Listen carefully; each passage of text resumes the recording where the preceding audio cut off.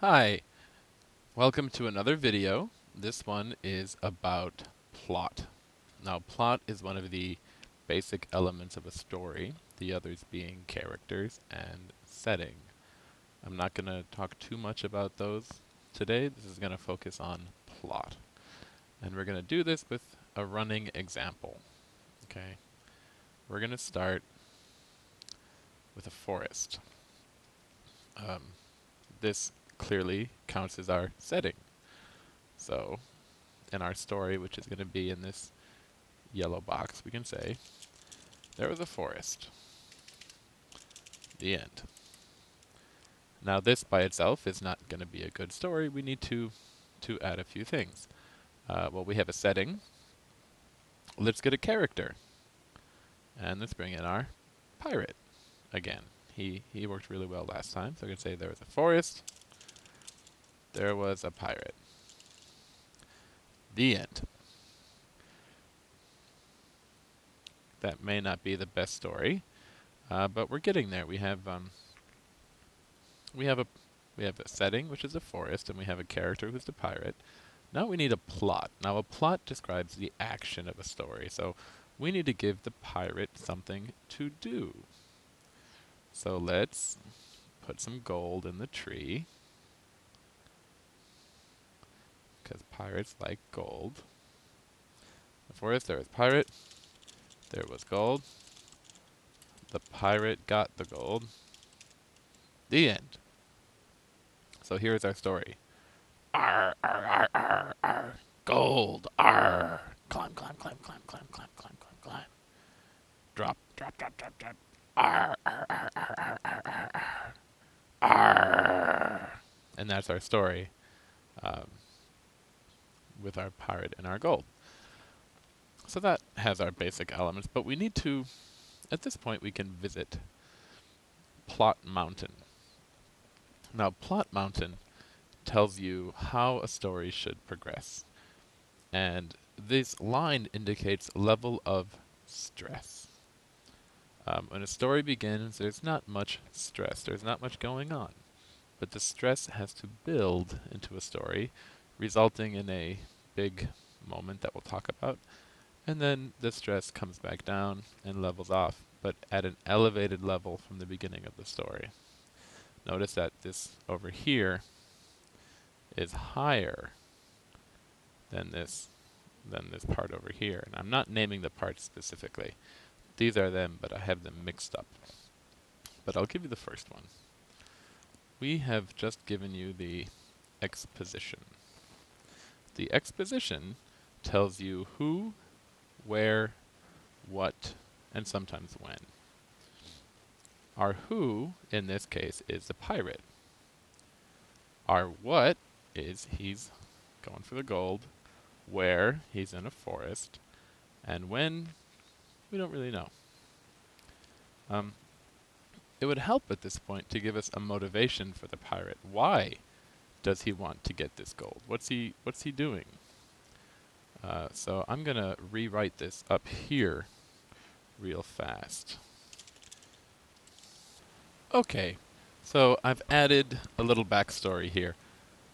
Pegleg the pirate was sick of being a pirate. It just wasn't the life for him. The sea made him sick and he didn't enjoy looking for treasure.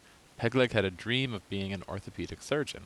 To pay for college tuition, though, Pegleg needed a large infusion of gold, and quick. Should actually be quickly. He decided on one more pirate journey. Pegleg had heard of a great pile of gold hidden in the forest of Neremthanol, hidden in the deep recesses of Wallaland. He got his favorite saber, right there, and screwed on his trusty leg, right there, and set sail. The forest was calm and sunny. Pegleg, whose one remaining eye was finely tuned to the glimmer of gold, spotted the overflowing collection way up in a tree. Pegleg climbed the tree and got the gold. The end. So, it's not perfect. It's a good start.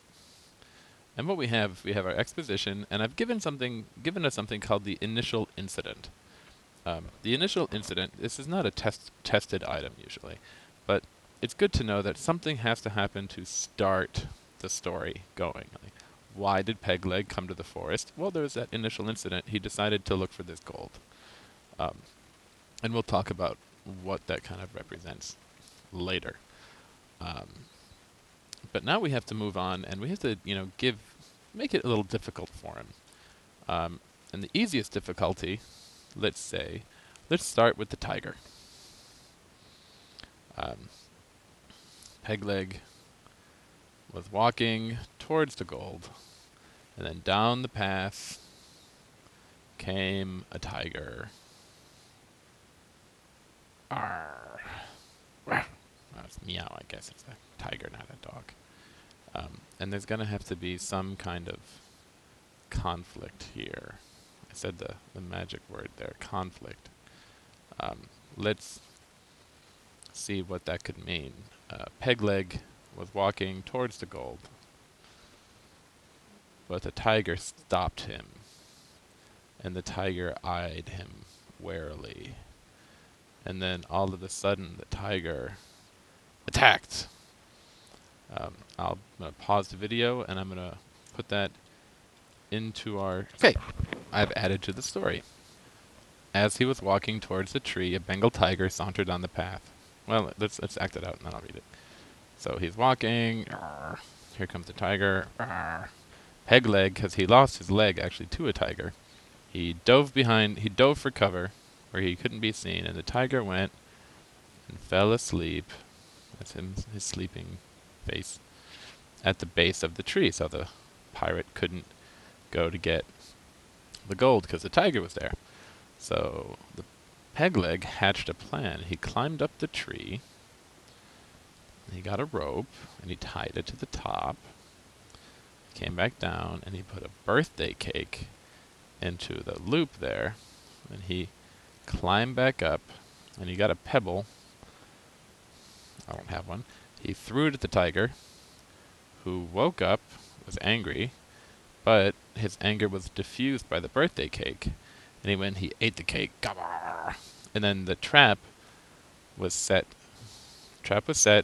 And the Pegleg tripped the trap, and the tiger was flung into the ocean. Never to be seen again. Except for, we'll just put him over there for now. So the tiger's gone. And he took the rope away. And that's kind of what's here. You can read it later. So that gave us a little more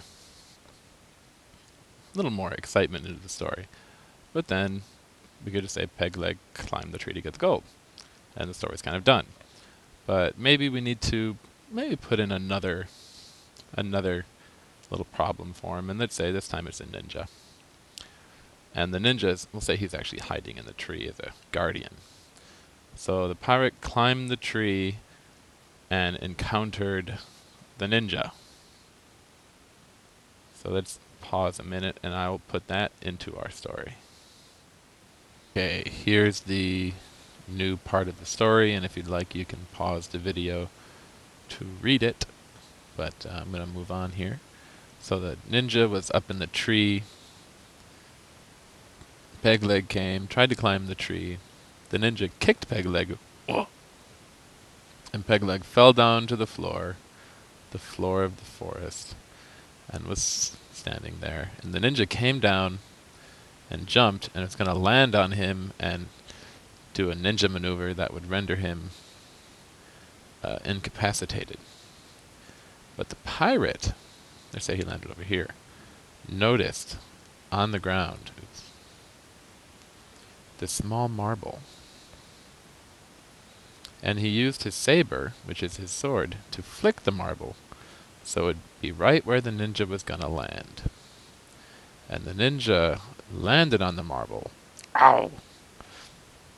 And the foot, has many nerve endings that connect to different parts of the body. And this marble landed on the nerve ending that was connected to the ninja's stomach. And the ninja fell immediately ill and fainted. We did not know, but the pirate had studied reflexology as an undergraduate. So the pirate went over into the forest and dug a hole with his saber, put the ninja in the hole. We'll just get rid of him for now. he covered it up with loose boards and leaves. He didn't want to, kill the ninja. He was actually a pacifist pirate, a rare breed. And he went up the tree to get the gold. Well, let's give him one more obstacle. Let's make it difficult for Pegleg. See if he really wants to go to college. And we'll say he ran into Mr. Fowles here. And he ran into Mr. Fowles, and they had a discussion. And I'll put that into the story here, and you can read it. Okay. Now we're at the next part of the story. So Pegleg came and saw Mr. Fowles, and Mr. Fowles gave him a riddle. I'm not going to read all this, but he said that the riddle was, let's say there's a basket with 6 apples in it, and you take 2 apples out. How many apples do you have? You have 60 seconds. And pause the video to think about it if you like.